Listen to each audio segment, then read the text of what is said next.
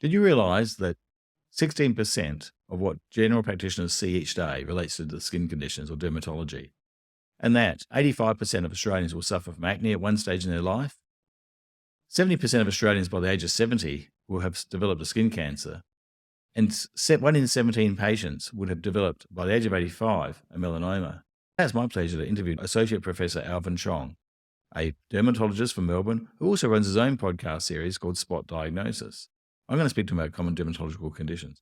G'day, and welcome to Aussie MedEd, the Australian medical education podcast, designed with a pragmatic approach to medical conditions by interviewing specialists in the medical field. I'm Gavin Nyman, an orthopaedic surgeon, and I'm based in Adelaide, and I'm broadcasting from Garnland.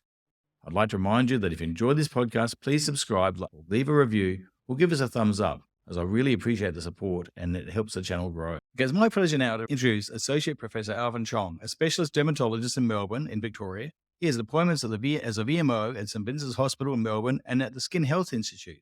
He's also an adjunct associate professor at the University of Melbourne. Alvin's the creator and co-host of Spot Diagnosis podcast. Welcome, Alvin. Thank you very much for joining us on Aussie MedEd. It's a pleasure to be here, Gavin. It's always nice to be on somebody else's podcast for once. Yes, exactly. Being a co-producer of another podcast, it's great to have you combining together to actually introduce different topics. I started Aussie MedEd 3 years ago as a way of introducing medical topics to medical students and to also GPs. And I believe you undertook the same sort of philosophy, but with the idea of having predominantly a dermatology focus. Can you tell us a little bit about Spot Diagnosis, please? Yeah, sure. So Spot Diagnosis podcast, we actually started recording it in 2019. And the reason why we recorded it or we started this podcast series was due primarily to the lack of education on skin diseases that's almost endemic in medical schools. I'm an academic at University of Melbourne, and we, for a long time, all we had to teach in dermatology were 3 one-hour core lectures in 4 years of medical school. Well, something that is 16% of the work of a GP, that is clearly inadequate. And we decided, okay, why don't we create our own podcast series at the Skin Health Institute? And the aim is really to introduce more dermatology topics to these poor medical students, because you can imagine if you go to med school and you come out after 3 lectures given in second year, you're going to have virtually no working knowledge on skin. And that's basically a lot of what we see. But as it stands, we recorded the whole season 2019 and we launched it in March 2020, which, as all of us know, that's when the pandemic was declared. It was just timing. We thought we got to launch it, and we did. But it was quite interesting because the entire world of medical education pivoted towards online education. And suddenly we had a lot of listeners. And now we're on our 4th season. The reason why we have a podcast like this is every month we talk about a different topic in skin disease, for example, eczema or psoriasis. And we invite a specialist dermatologist with a particular interest. And we will present very good quality evidence-based information in a format that is accessible to all health professionals. So it's not only to medical students, but also to GP trainees, GPs, and nurses. And we're on our 4th season. We've had 42 episodes, and it's going very well. We've just cracked 50,000 downloads, which for a niche podcast in dermatology is not too bad. It's excellent. It's fantastic news. And I've actually listened to a fair few episodes and I'm really enjoying it. It really expands upon the area we're working on and trying to provide a general area. You've gone down a specific pathway. And it is really important because when I went through medical school, I figured that a lot of skin conditions could only be treated in 1 or 2 ways. But I believe it's actually progressed a lot over the years, and we'll go into that in a little while. What are the more common types of conditions that you would see, or the things that are important to mention today? So I guess we're very bound by geography. And so if you're working in the tropics, for example, you'll be seeing a lot more tropical skin infections. Australia is fairly unique. We have, unfortunately, the dubious distinction of having the highest skin cancer rates in the world. And it's partly because we're a country that's bathed in high UV with a largely susceptible Caucasian population. In Victoria, probably about 40 to 50% of the work that I do is related to skin cancer. So diagnosing skin cancers, whether they're keratinocyte cancers or melanomas. And then the other 50 to 60% is related to inflammatory skin diseases like eczema and psoriasis. We see acne a lot. And then there are all kinds of disorders which involve skin and the integument, like hair diseases, nail diseases. And after you deal with the common things, which make up 80%, then the other 20% can be almost anything. For example, granular annulari, lichen planus, lupus. So the full spectrum of weird and wonderful things in as well as common things. And of the skin cancers you see, what are the ones that we need to really worry about? Yeah, sure, sure. Traditionally, we divide skin cancers into non-melanoma skin cancers, and it's got a new name now, is keratinocyte cancers. And they are things like basal cell cancer, which is by far the most common type of skin cancer that you're going to get out there, followed by squamous cell cancer. So these are the two main keratinocyte cancers. And then you have melanoma. Melanoma stands separately by itself. The good thing about keratinocyte cancers are, even though they're common, they don't result in a lot of death. Okay, so basal cell carcinomas, for example, will occur in about 70% of the population once they reach the age 70. So it's really common. They occur in sun exposed parts of the skin, like the head and neck, the kind of pearly, growing, ulcerated nodule on the nose or the ears or the forehead, usually asymptomatic. The good news is they don't metastasize. Once they're diagnosed and excised, then they're cured. Squamous cell cancers are the next one along. They occur probably about a third as commonly as basal cell cancers. The ones that are on the head and neck can be nasty. So if they're on high risk sites like the scalp, the nose, the ears, the lip, they can metastasize. So head and neck squamous cell cancers are a little bit more concerning, but usually they are low risk sites like on the forearms and the back of hands, and they're not that dangerous. Melanomas are a completely different beast. Fortunately, they're not quite as common as keratinocyte cancers, but they're still common enough. So they're going to be about 17,000 diagnoses of melanoma per year, and they're going to affect about 1 in 17 Australians by the time they reach 85. And the death rate from melanoma is still reasonably high. So I think the latest data shows that about 1,200 to 1,400 people would die of melanoma per year. So that's as many as in car accidents. Okay. This is considered the third most common cancer after prostate and breast, and it's still a killer.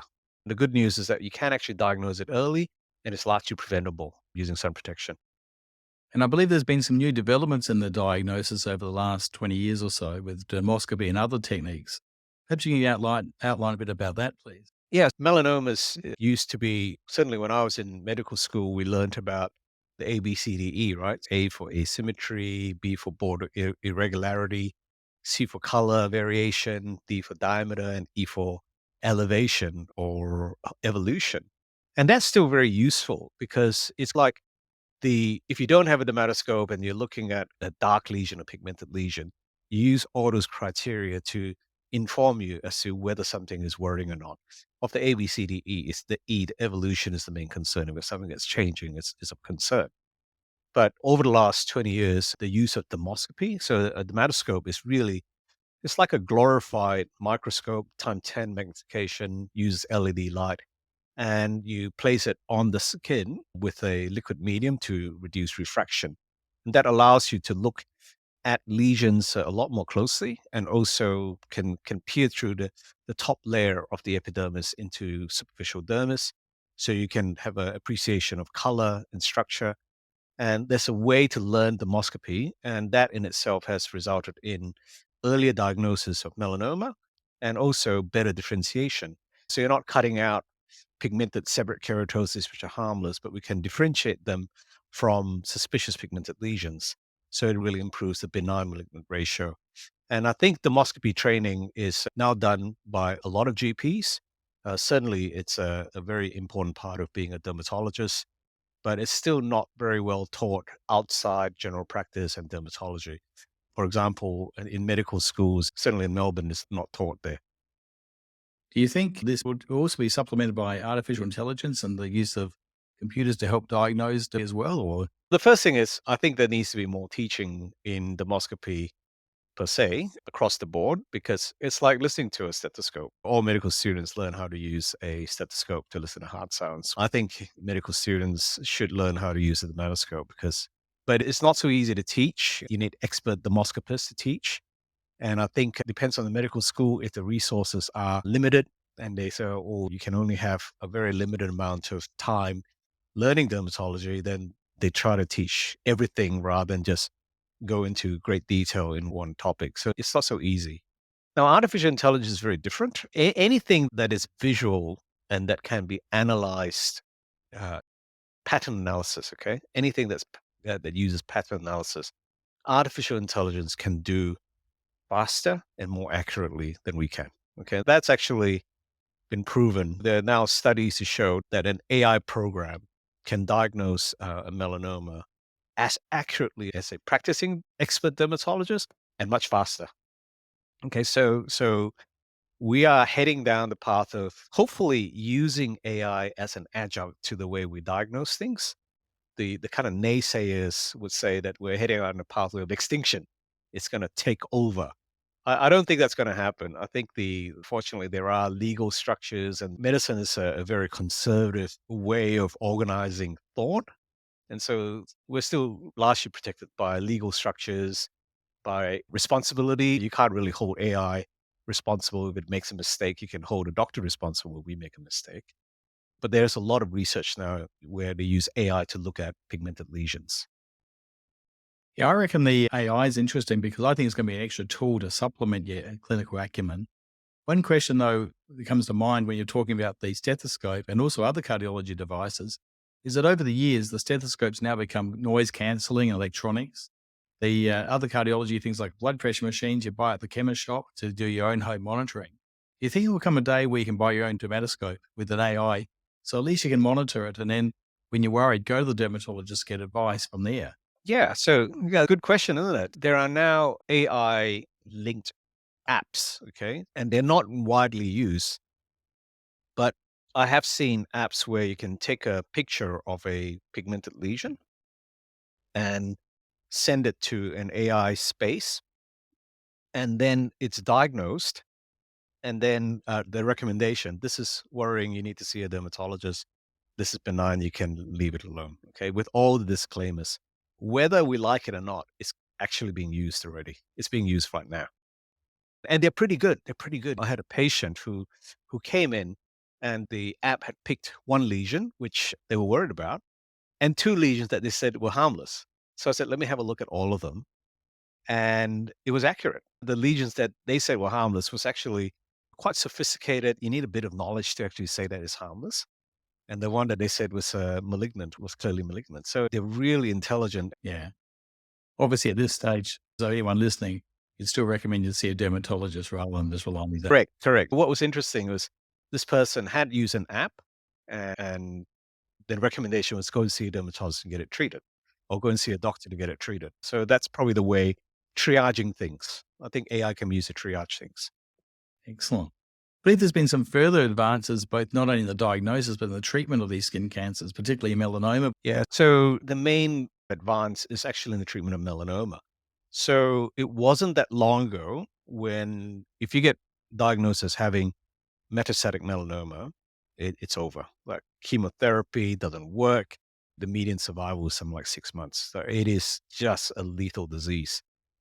But everything changed with a type of treatment called checkpoint inhibitors. Okay, so checkpoint inhibitors are incredible drugs that actually allow the body's immune system to recognize the melanoma and to kill it. Okay, there is one called pembrolizumab, which has been used now at least over the last 10 years, and it is life changing. It can actually produce a complete metabolic response in patients with widespread melanoma, and it is almost like science fiction. The magic bullet. Like a magic bullet. You got AFL in Adelaide, of course, Yes, by yeah. AFL, right? It's the So, home of AFL. oh, okay, all right. We can argue about that. In Victoria, the team Hawthorn had a really well-known player, and this is really clearly documented in the public sphere. He had a melanoma on his lip, okay, and that was excised, and then he developed metastatic melanoma in his lungs. So now usually, you get a diagnosis of metastatic melanoma in your lung, it is game over. He was actually given checkpoint inhibitors, and they produce a complete metabolic response so well that he could actually go back and play for Hawthorn and Captain Hawthorne. This is literally the science stuff of science fiction. So not everyone who gets treated with checkpoint inhibitors will respond that well, but you have great hope, and previously there was none. Okay, so these checkpoint inhibitors are now being used in all kinds of cancers, but melanoma is one where it has created a huge inroad. Excellent. So it's improved the prognosis significantly across the board. So it's mainly a metastatic melanoma. Okay. Brilliant. So, of course, the first diagnosis when you start off with melanoma is initial excision. What's the role of the punch biopsies versus excisional biopsies? Okay, so that's a very good point, right? So we actually recommend that if someone has a pigmented lesion that is suspicious for melanoma, that the initial biopsy be an excisional biopsy, if at all possible, rather than a punch biopsy. And the reason for that is false negatives. So a melanoma is not uniformly malignant. Okay. So you have a pigmented lesion, and some of it may actually be benign, whilst other parts of it may actually show the invasion.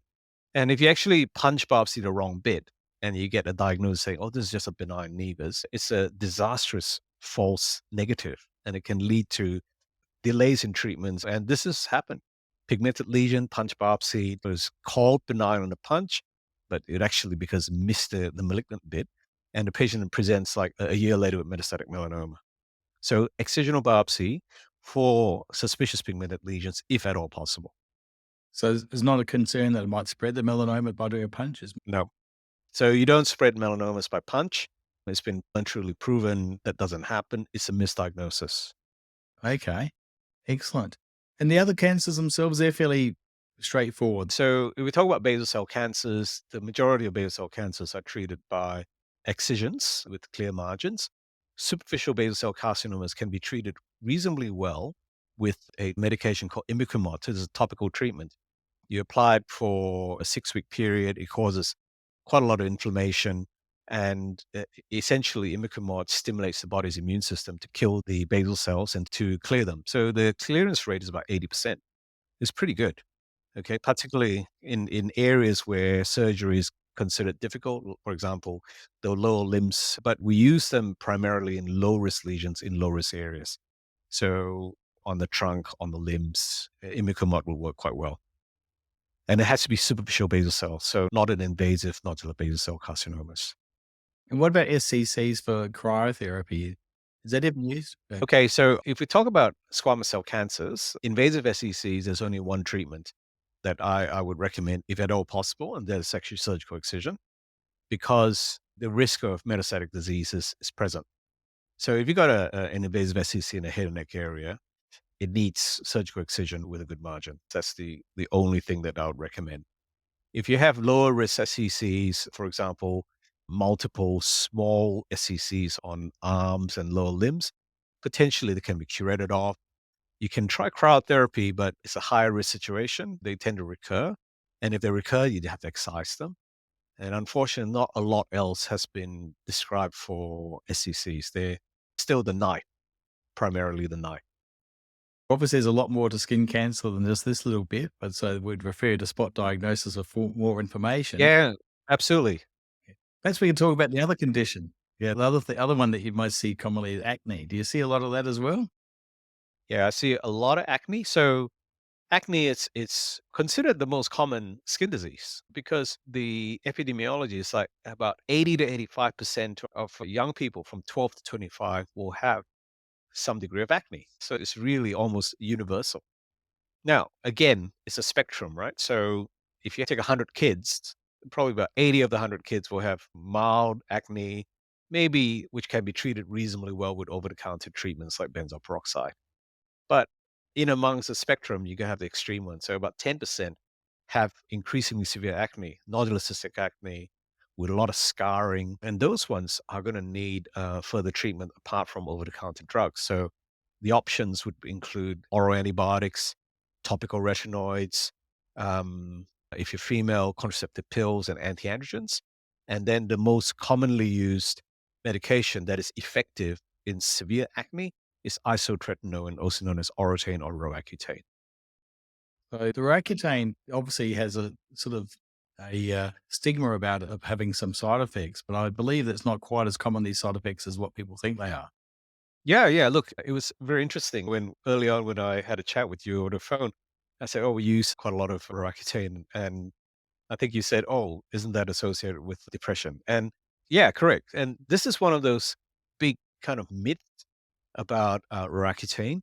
Um, it, the reality is that Roaccutane is actually less likely to cause depression than severe acne. Okay. I think I sent you some information about a study where they looked, this is a huge study where they looked at a couple of thousand kids in Norway. Yeah. And they found that these are about 4,700 18 to 19-year olds.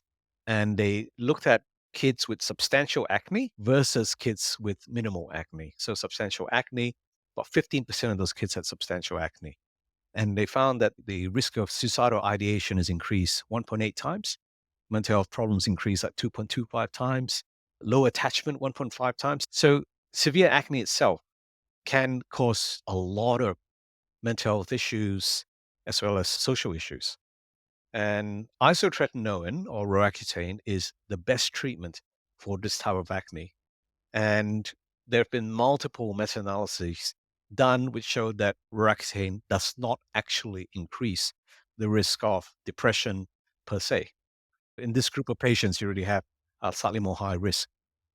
Now, you can have very rarely someone takes Roaccutane and they develop some mental health issues, but that is actually fairly uncommon. I've only had to stop a handful of patients in 20 years of dermatology practice. Usually, they would use a low dose. We guide them through. If a patient has pre-existing depression, we often co-manage them with a mental health professional. And once the acne clears, you can see them change. Their outlook on life changes. They often just blossom. It's quite a remarkable drug. So, with this algorithm of treatments options, the old scarred acne, does that still occur, or is it less commonly now? Yeah, I think it's a lot less common. All of us remember when we were growing up looking at patients with terrible acne and almost no treatment, and they end up with a face full of scars or back full of scars. I think the good thing nowadays is that the medical community is a lot more cognizant of treatments, and they're less likely to allow it to get to that stage. And the other thing is also parents. Parents now far more likely to seek help early on in a patient's acne journey rather than waiting for the scars to develop. That's brilliant. So, certainly there's options available. What other conditions do you treat that's worth mentioning today? The kind of conditions that I see a lot of, because they are quite common, the kind of inflammatory skin diseases. And the way that psoriasis, for example, has been treated over the last 10 years is nothing short of miraculous. We know what psoriasis is. I'll just run it through with you. This is a inflammatory disease, yeah, where you get red plaques, often quite itchy on extensive surfaces. So they cover your arms, your legs, your back, your scalp. It's always there. It's itchy, it's scaly, it's flaky. And it affects 5% of the population. So quite a lot of people. And like in any disease, if it's mild, it's not too bad, but we see quite severe psoriasis where patients are covered with this red rash and it stigmatizes them. They can't go anywhere. They can't wear t-shirts. They can't wear shorts. If it's on the scalp, they shed dandruff everywhere. And I've got patients who have spent 20 years of their lives not knowing what their normal skin looks like. Okay. So it is absolutely horrendous, itchy all the time. Every time they take their clothes off, there's a pile of scale. You know, their partners often have to go around with a vacuum cleaner just chasing after them. It is stigmatizing and absolutely debilitating. So, about 15 years ago, the first biologic treatment for psoriasis was found. Okay. And this was a TNF alpha inhibitor. So, with this new treatment, it's given us an infusion, and within weeks, the patient is completely clear of psoriasis, and it's a miraculous drug. And we're currently in a golden era of these biologic treatments. So, we now can use these injectable drugs, and not only block TNF alpha, they also block interleukin 17, interleukin 23, and they're all given subcutaneously in different intervals. One of these medications, risankizumab, is given one injection every 3 months. And they have been nothing short of astonishing. Astonishing. So imagine if you're completely covered with psoriasis, you come and you get given one of these medications and it clears you. And as long as you're on it, like one injection every 3 months, you remain clear. Okay. So that's the type of response we're getting. It's as close to a cure as you can get. And it's revolutionized the way we treat psoriasis. Sorry. Is it because psoriasis is an autoimmune disorder that this is an anti-immune reaction or a immune suppressive type effect? So psoriasis is very polygenic, and the way psoriasis works is there's two parts to it. Okay, there's a lot of inflammation and there's a lot of proliferation of skin, and they have these pathways. So the psoriasis pathway, they found these cytokines. Okay, so the interleukins, which are part of the whole psoriasis cascade. And what the investigators have found that if you actually block one of these interleukins, for example, interleukin 17 or interleukin 23, you basically just stop the whole process dead. But because it is so specific, you're only blocking a very small part of the immune pathway. You don't get the kind of massive immunosuppression like you get with, let's say, methotrexate or cyclosporin. Okay, so it is very targeted immunotherapy, and it is incredibly effective. Wow. It's pretty amazing. It is amazing. So, what about the role of the ultraviolet treatment in treatment of psoriasis? What I've been raving about these biologic treatments, there is a catch, okay? And there's always a catch. They are really expensive. So if I put a young man on a medication like risankizumab, it will cost the government approximately 20,000 Australian per year for the rest of his life. Okay. So there are certain types of limitations, and cost is one of them. We still have to show that the patients have, number one, severe enough psoriasis and they fail conventional treatments. So conventional treatments would include things like ultraviolet light treatment or methotrexate or aspirin or cyclosporin. If we fail two out of the available treatments, then we can then apply for a biologic treatment. So we still use the ultraviolet light treatments as a form of first and second line treatment. And if someone's psoriasis clears an ultraviolet light treatment, we don't have to put them on lifelong injections. Okay. But if they don't, we can. And for the medical student, the ultraviolet treatment doesn't involve just going out in the sun and sunbaking. It's a little bit more to it than that. Can you perhaps outline about that involves? Yeah, sure. Ultraviolet light is basically a component of the sunlight. Okay. So you have UVA and UVB and UVC. Okay. So UVC, it's deadly and filtered out by the atmosphere. So we usually have UVB and UVA. In the past, we used to do something called PUVA and PUVA. So the P stands for Sorolin, where you take a tablet called a Sorolin, and that actually makes you more sensitive to sunlight. And then you stand in a UVA booth, and you get a wavelength UVA to clear the skin. So what the UVA does is actually produces a local immunosuppression of the skin where it's shone, and that's very effective against psoriasis, eczema, things like cutaneous T-cell lymphoma. But it's very tricky because once you take a Sorolin, it's going to be in your system for 12 to 24 hours. And everywhere you go, you need to use sun protection. You need to wear sunglasses because you can take a Sorolin and walk out into the sun and you get a bad burn. So it's been superseded by something called UVB treatment. UVB is a wavelength which can actually cause skin cancer, but it also causes the immune system to calm down. And there is a wavelength which we particularly like, the 319 nanometers. It's called narrowband UVB treatment. That is a lot less of a hassle. You go 3 times a week. We start low and we gradually increase the dosage. And what it does is it helps to dampen the immune system locally. So you clear the psoriasis. The problem, if you have a lot of UV treatments and if you have susceptible skin, Caucasian skin that burns easily, you're going to open yourself up potentially to risk of skin cancer. So it's always a bit of there's a risk benefit ratio, catch 22. Yeah. So we still use that, by the way. So the ultraviolet booths is still look the same. There's big, like almost like big changing rooms. Yeah. Yeah. They look like Star Trek transporters, big, big kind of round things surrounded by blue light. And it's convenient if you live close to one. Yeah? But if you're from a rural area, then it's really very impractical for you to go somewhere 2 or 3 times a week. So not all places have them. Certainly dermatologists have them, but our patients have to come and visit our practice 2 to 3 times a week to have this treatment. So it can be a bit of a hassle. One question that just came to mind while we were talking before about melanoma, we're talking about Australia having the largest population or largest incidence of it. Now, one thought I always thought is somewhere in Europe, like in Europe, where a lot of the people, perhaps in the UK, to go out and sunbake from the moment the sun comes out. Has it not increased the incidence there? And with us being trying to be more UV protection and more slip, slop, slap, has that reduced and has equalised it a bit? You can unpack that question in 2 bits. So the first thing is, if you have a population like in the UK where they seek the sun, I know this because I've worked there. The annual sunburn, right? Oh, hey, it's holiday time. Let's go to Ibiza and come back with a lobster red burn, and that actually occurs a lot. So yes, the risk of skin cancer because of that behavior is going up.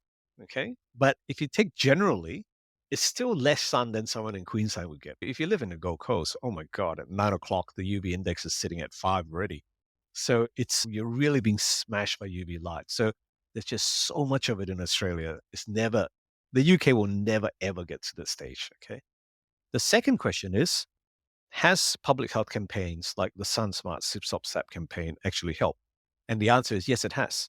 I know certainly that already data has come in, certainly over the last few years, showing that the rate of skin cancer amongst the younger population has started to plateau and fall. That corresponds with 20 years of sun protection message getting through. So they're getting less sun. And so as adults age 40 and under, the rate of melanoma is actually dropping. Okay, so it's brilliant. Unfortunately, because the population is getting older, the rate of melanoma overall is still increasing, particularly in the older population. But we have the best public health sun protection campaign in the world. We're seen as gold standard. Now, I actually saw or listened to a program where they talked about the amount of sunscreen you're supposed to put on and almost talking about putting on a lot more than everyone thinks you need to put on as well. Like, so what would you recommend about how thickness you should put it on then? Yeah, okay. Okay, this is how not to use sunscreen, okay? How not to use sunscreen. Squirt a little bit on, okay? A little bit, like toothpiece size, and then just try to spread over your whole face and just apply it once, let's say at 10 a.m., and then stay in the sun for the next 8 hours. Okay. So lots of issues there. The first thing is you're not getting a high enough concentration of the sunscreen. The second thing is it'll wear off. So it's actually doing sunscreen wrongly is almost as bad as not using sunscreen. Okay. So people just put a little bit on, they absolutely get cooked.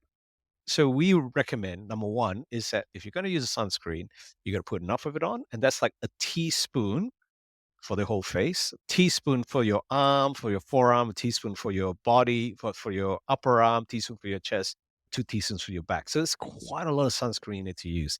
And then the second thing is that you actually need to reapply it every 2 to 4 hours, depending on your physical activity. So if you're putting it on and then you're going out, you're swimming, you're toweling yourself off, you're going to wipe the sunscreen off and you need to reapply it every 2 hours. Third thing, never use sunscreen by itself as the sole source of sun protection. So combine it. So you use sunscreen, wear a shirt, wear a hat, sunglasses, and seek shade. So if you do all, that's much better sun protection than just using a little bit of sunscreen once a day. Okay, where does Merkel cell carcinoma come into play? So Merkel cell carcinoma has been around for a while, and it just basically shot into prominence because there's an American musician called Jimmy Buffett who just died. He's a guitarist of some reputation, okay? And he died of a Merkel cell carcinoma. And so suddenly the internet's all over. What is Merkel cell carcinoma? So this is a very unusual type of non-melanoma skin cancer. It is actually caused by a virus called the polymyoma virus, and it's more prone in people who are immunosuppressed.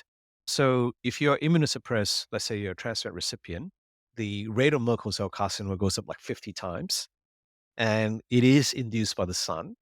And it is pretty deadly if it's picked up late. Okay. So if it's picked up late, it can metastasize a bit like a nasty thick melanoma. Nowadays, the treatment is excision and radiotherapy. And that actually does quite well. But it is quite rare. I would say maybe one case of Merkel cell carcinoma every 5 to 10 years. It's quite rare. So it's actually caused by a virus then. So one of the advantages of having this whole COVID era is the development of new vaccination techniques. Do you think RNA vaccinations may have a role for these sort of things in the future then? Look, I certainly the role of vaccination against cancer is the most remarkable story is cervical cancer, okay? Where you have a vaccination against these HPV types, which are very oncogenic, and it's absolutely smashed the cervical cancer rates all over the world. It's now so much lower than it used to be. It is remarkable. It's a great story. There is an association of squamous cell cancer of the skin and certain HPV types, but it's not so clear cut. They're not like in cervical cancer, where you have this sort is very oncogenic. And so if you vaccinate against that, you wipe it out. Unfortunately, there are 150 to 200 HPV types, and some of them are involved in skin cancer. But there is actually quite a lot of research going on currently looking at which HPV types are associated with skin cancer. And hopefully, somewhere down the line, we may be able to vaccinate against some of them, somewhere down the line. Wow. Speaking of the Gardasil, has that decreased the incidence of warts if people got on their hands and children get on their hands as well? Oh, no, there's no good evidence, but there's a lot of anecdotal evidence where patients with multiple viral warts have had Gardasil vaccine injected into the warts and they've cleared. It is still in the realm of anecdotal evidence. If your back's to the wall and you've got a patient with multiple viral warts and you've done everything and you can't get rid of it, then potentially you can give these HPV vaccines directly into the warts. It has been done.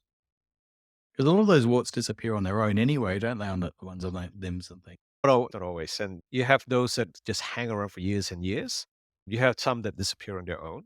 And then if you have an immunosuppressed patient, for example, a transplant patient, and they have a viral wart, it never goes, almost never.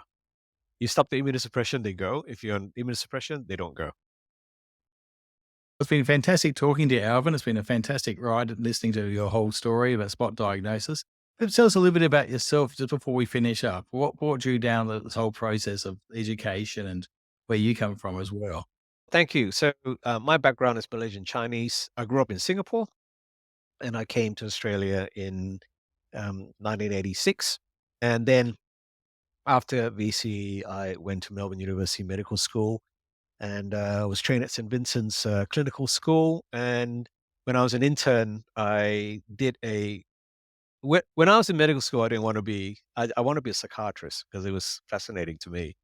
But the first job I did was actually as a dermatology resident at St. Vincent's. And I was mentored by some brilliant dermatologists, Professor Robin Marks, Dr. Harvey Rothstein, and they were really encouraging. And I found dermatology absolutely brilliant. This is the most clinical of all of medicine, I think, because in what other specialty is the organ affected right in front of you, right? So you're an orthopedic surgeon, you still need to move joints and look at X-rays and MRIs.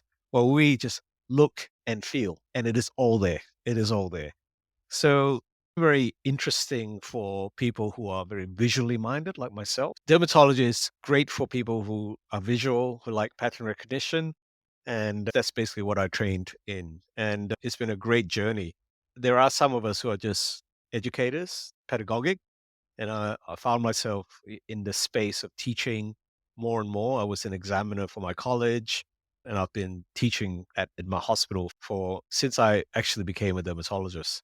And so spot diagnosis is like a natural progression of how can you actually teach a lot of people about something that you're passionate about. And I think actually a podcast is not such a bad idea, as you found out. It's brilliant to hear it. So thank you very much. It's a real pleasure. Thank you for having me. Thank you, Associate Professor Alvin Chong from Spot Diagnosis and from Victoria. Thank you very much. All right. Thank you. Thank you very much for listening to our podcast today. I'd like to remind you that the information provided is just general advice and may vary depending on the region which you are practicing or being treated. If you have any concerns or questions about what we've discussed, you should seek advice from your general practitioner. I'd like to thank you very much for listening to our podcast, and please subscribe to the podcast for the next episode. Until then, please stay safe.